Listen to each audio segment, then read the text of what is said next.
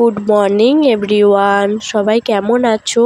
আশা করছি সবাই ভালো আছো। বড়দের আশীর্বাদ আর ছোটদের ভালোবাসা নিয়ে আজকের ব্লগটা আমি শুরু করলাম। ঘড়িতে বাজে সকাল 7টা, আর 7টা থেকেই আমার ব্লগটা স্টার্ট করলাম। আজকে আমি একটু সকাল করে ঘুম থেকে উঠেছি, প্রায় 5টা বাজতে 15 মিনিট আগে। আমি যখন ঘুম থেকে উঠলাম তখনও কিন্তু মনা ঘুমোচ্ছিল। তারপর আমি উঠে কালকে রাত্রে বাসনগুলো ধুয়ে নেওয়ার পর, ঘর ফিরে ঝাড় দিয়ে দেওয়ার পর আমি বাথরুমে চলে গেলাম, আর তারপর বাসি কাপড়টাও কেচে নিলাম। রুম থেকে রুমে এসে দেখি মনাও ঘুম থেকে উঠে পড়েছে। তাই মনাকে বিছানা থেকে তুলে নেওয়ার পর এখন ওকে ব্রাশ পটি খাওয়ানোর পর ও বাইরে দিয়ে চলে গেছে, আর আমিও সেই ফাঁকে বিছানার উপর বিছানার চাদরটা বিছিয়ে নিলাম। আর আমি এই বেডশিটটা কিছুদিন আগেই নিলাম, তো এই বেডশিটটা কেমন লাগছে একটু কমেন্ট করে জানিও। তো যাই হোক বন্ধুরা, আমি চলে এলাম তাড়াতাড়ি করে রান্নাঘরে, আর রান্নাঘরে এসে তেল চাপিয়ে দিয়ে এখানে কড়াইয়ের ওপরে আলুগুলো ছেড়ে দিলাম। আজকে আমি মুড়ি খাবার হিসাবে করব আলু ভাজা, আর এই আলু ভাজাটা শুধু আমি মেয়ের জন্যই করছি। তার কারণ হলো আজকে আমাদের ওই বাড়িতে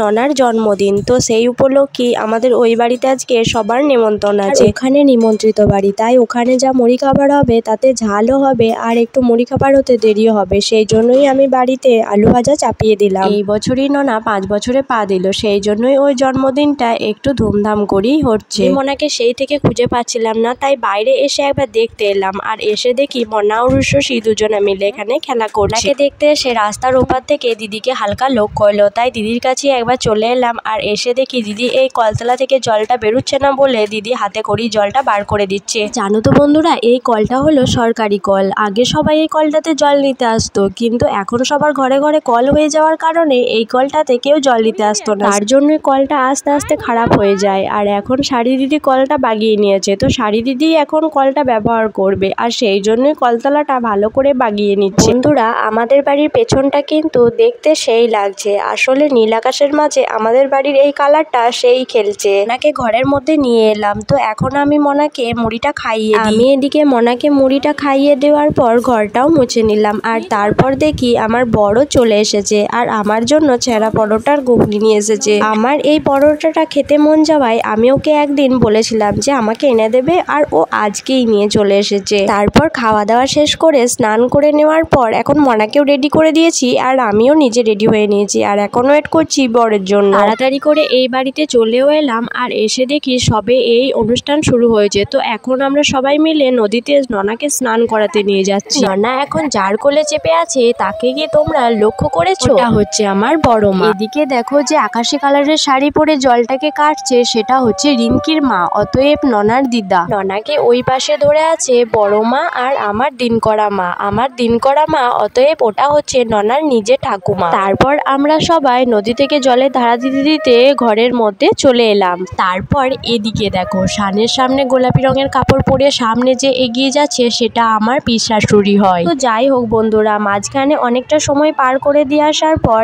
এখন ননাকে সাজিয়ে গুছিয়ে কমপ্লিট করে এখন আমাদের বাঙালি মতে সেই জন্মদিনের সেই শুভ মুহূর্ত চলে এসেছে। আমাদের সব বাঙালিদের বার্থডে মানি যে কেক কাটা সেটা নয়, মনে হয় একটু পায়েস করে মুখে দেওয়া যাক, একটু আশীর্বাদ, একটু ঠাকুরের ছোঁয়া, বাস। তার সাথে বড়দের আশীর্বাদ নিয়েই হলো বার্থডে সেলিব্রেশন। তো যাই হোক, ননার পেছনের দেওয়ালের বার্থডে সেলিব্রেশনের ডেকোরেশনটা কেমন হয়েছে একটু কমেন্ট করে জানিও। এখন ননাকে যে পায়েস খাইয়ে দিচ্ছে সেটা হচ্ছে ননার দাদু, আর ননাকে কেমন লাগছে একটু কমেন্ট করে জানিও। এখানে সবাই দেখো বসে আছে, আর এখন যে পায়েস খাইয়ে দিচ্ছে সেটা হচ্ছে ননার ঠাম্মা। পাশে যে মেয়েটা বসে আছে সেটা হচ্ছে ননি, ননার দিদি, আমার বড় জায়ের মেয়ে। আচ্ছা দাঁড়াও দাঁড়াও, তোমাদের সাথে ভালো করে আলাপ করিয়ে দিই। এই যে আশীর্বাদ করছে সেটা হচ্ছে আমার দিনকরা মা, তার হচ্ছে দুটো বৌমা। বড় বৌমার মেয়ে হচ্ছে ননি, আর ছোট বৌমার ছেলে হচ্ছে ননা। ননিরও ভালো নামও আছে, এমনি ওদেরকে বাড়িতে ননা ননি বলে ডাকা হয়। ননার নাম হচ্ছে অর্ক বৈরাগ্য, আর ননির নাম হচ্ছে সায়ন্তিকা বৈরাগ্য। তো ওদেরকে অত বড় বড় নাম ধরে ডাকা হয় না বলে এমনি আবদার করে ডাকা হয় ননা ননি বলে। এখন ননাকে আশীর্বাদ আর পায়েস খাওয়াতে চলে এসেছে ননার বাবা। তোমরা তো দেখতে পেলে, তোমাদের সাথে যখন আমি অন্য বিষয় নিয়ে বকর বকর করছিলাম তখনই দাদার আশীর্বাদ করা পায়েস খাওয়ানো হয়ে গেছে। তো এখন দাদা ননাকে গিফট দিয়ে দিচ্ছে। দাদা ননাকে জন্মদিনে রূপোর হারে পদক সমেত একটা হার উপহার করলো। দাদার গিফট দেওয়ার আর আশীর্বাদ পর্ব শেষ হয়ে গেছে, আর এখন আশীর্বাদ করতে চলে এসেছে এটা হচ্ছে ননার মাসি, তো রিঙ্কি দিদি। আর ওদিকে ননা দেখো নিজের বার্থডেতেই নিজেই কেমন বেলুনগুলো ছিঁড়ে দিচ্ছে, কেমন দুষ্টুমি করছে দেখো। আর আমার বড় যা আশীর্বাদ করছে, তো এটাই হচ্ছে ননির মা, ননার বড় মা, আর ওই আশীর্বাদ করে দিচ্ছে। আর আশীর্বাদ শেষে এই পিসিটা এখন আশীর্বাদ করছে। তো আমি এই পিসিটাকে চিনি না, তবুও না জানতেই পিসি বলে দিলাম, হয়তো রিঙ্কির কেউ হবে। এখন যে আশীর্বাদ করছে তাকে তো তোমরা সবাই চেনো। আর তারপর বড়মার আশীর্বাদ শেষে আমিও চলে এলাম আশীর্বাদ করতে। তো আমার আশীর্বাদ করতে একটু লজ্জা লাগছিল। আমি তো আশীর্বাদ করতে চাইছিলাম না। আমি রিঙ্কিকে বলছিলাম আমার আশীর্বাদ সবসময় ওর কাছে আছে, আমি যাব না, আমি আমাকে দূর থেকেই আশীর্বাদ করে দেবো। তবু রিঙ্কি বলছিল না, তুই কাকিমা হস, ওকে আশীর্বাদ করতে হবে। আমি অনেকবার বলেছি কিন্তু রিঙ্কি শোনেনি। তো অনেকবার বলার সত্ত্বেও ও যখন শোনেনি আমিও চলে গেলাম আশীর্বাদ করতে। আমার একটু নার্ভাস ফিল হচ্ছিল, কারণ আমি এই প্রথম কাউকে আশীর্বাদ করলাম। এদিকে আশীর্বাদ পর্ব এখনো চলছে। তো আমি এদিকে চলে এলাম কি হচ্ছে দেখতে। এসে দেখি এখানে চেয়ার টেবিল ঠিক করা হচ্ছে, কারণ ঘড়িতে এখন বাজতে যায় প্রায় 1টা। এরপরই তো মানুষজনের ভিড় আস্তে আস্তে বাড়তে থাকবে। তো চলো বন্ধুরা, প্রায় ঘড়িতে এখন 1টা বাজে, আমিও মনাকে খাইয়ে দিই। সেই সকালেও মুড়ি খেয়েছে। আমি এখানে মনার জন্য ভাত, মাংস আর চাটনি নিয়েছি, আর মাংসটা ঝালের জন্য ধুয়ে নিয়েছি। তো এখন আমি ওকে খাইয়ে দিই। মনাকেও আমি জবরদস্তি করেও আজকে ভাত খাওয়াতে পারলাম না, তার কারণ হচ্ছে মাংসটা ধুয়ে দেওয়ার ফলেও মাংসটা ঝালই ছিল, তো ও তার জন্যই ভাত খেতে পারেনি। তো যাই হোক, ওকে বাড়িতে গিয়ে তখন একটু মুড়ি খাইয়ে দেব। এদিকে দেখো বন্ধুরা, এখানে ননাকেও জামাই আদরের মতো খেতে দিয়ে দিয়েছে, কিন্তু ননা তো ওর মায়ের কাছে আবদার করছে, ও খাবে না। তারপর কিছুক্ষণ বসে থেকে আমরাও অবশেষে খেতে বসে পড়লাম। এখানে আমরা বলতে বৌদি, আমি, আমার বর আর আমার একটা জেঠতো ননদ, আমরা সব একসাথেই বসেছিলাম। এই যে গোলাপি রঙের শাড়ি পরে যে দিদিটাকে দেখতে পাচ্ছ, এই দিদিটাই আমার ননদ। সবাই খাওয়া দাওয়া শেষ করে একটু বাড়িতে এসে শুয়েছিলাম। এই যে এখানে আমার বৌদি, বদ্দা সবাই আছে। তারপর বিকেল গড়িয়ে সন্ধে হয়ে যাওয়ার পর আবারও একটু সাজুগুজু করে নিলাম। আর এখন আমার বর, মেয়ে আর আমরা 3জন মিলে চলে যাচ্ছি বার্থডে পার্টির কেক কাটার জন্য। রিঙ্কি আমাকে অনেকক্ষণ আগে থেকেই ফোন করছিল, তো আসছি বলে আর সবার বেরোনো হচ্ছিল না, তাই এসেই আগে রুমের মধ্যে ঢুকে পড়লাম। এসেই দেখি এই কেকের ওপরে চুড়ি বসিয়েছে, এই কাটা হলো, মানে আমার জন্যই ওইটুকু দেখা বাকি ছিল। এখন সব ছোট ছোট বাচ্চাগুলোকে বার্থডে টুপি পরায়, এখন মনে হচ্ছে যেন বার্থডে হচ্ছে।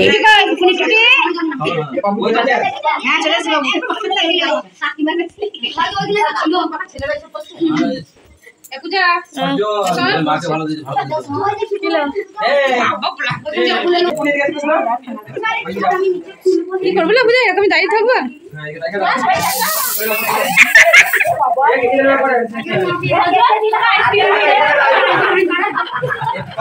এই মালটাকে বেশি করে দেখা, একে বলবি। তোমরা তো দেখতেই পেলে মনার জন্য একটা বার্থডে টুপি দাদা রেখে দিয়েছিল, সেই বার্থডে টুপিটা আমাকে দিল। আর আমি যখনই সেই বার্থডে টুপি পরাতে গেলাম তখনই স্নো স্প্রে দিয়ে আমাকে ভূত বানিয়ে দিল। যে ছেলেটা আমার গায়ে স্নো স্প্রে দিয়ে আমাকে ভূত বানিয়ে দিচ্ছিল সেটা হচ্ছে আমার ছোট্ট খাট্টো দেওর হয়। স্নো স্প্রেটা আমার গায়ে দিয়ে শেষ করে দিয়েছিল, সেই জন্য আমি আর ওই স্নো স্প্রেটা পাইনি। আর যদি পেতাম আমি ওকেই আজকে খেল দেখিয়ে দিতাম। কেক কাটা তো হয়ে গেছে, তাই এখন দাদা কেকটাকে বাইরে নিয়ে চলে এসে এখন পিস পিস করে কেকটাকে কাটা হচ্ছে বাইকে হাতে খেতে দেওয়ার জন্য। আর বন্ধুরা, আমাকে এই শাড়িটা পরে কেমন লাগছে একটু কমেন্ট বক্সে কমেন্ট করো প্লিজ। এখন আমরা বাইরে সবাই মিলে বসে আছি। ওই দেখো চেয়ারে বসে আছে বড় মা, আর এই সাইডে খয়েরি কালারের জামা পরে আছে আমার বর, ও বসে পড়লো। আর এই যে সামনে এসেছে রিঙ্কি। এদিকে দেখো আমার মেয়েও ভাবছে আমার পাপা যখন বসে পড়ে পড়েছে, আমিও কেন বাকি থাকি, আমিও বসে পড়ি। শেষ করে ছুটে চলে এলাম বাইরে এসে দেখি বাজি পোড়ানো হচ্ছে। তো সবাই মিলে একসাথে আনন্দ করে বাজি পোড়াচ্ছে। আর ওইদিকে আমার মনা আমার কোলে। তো বাজি পোড়ানো দেখে ও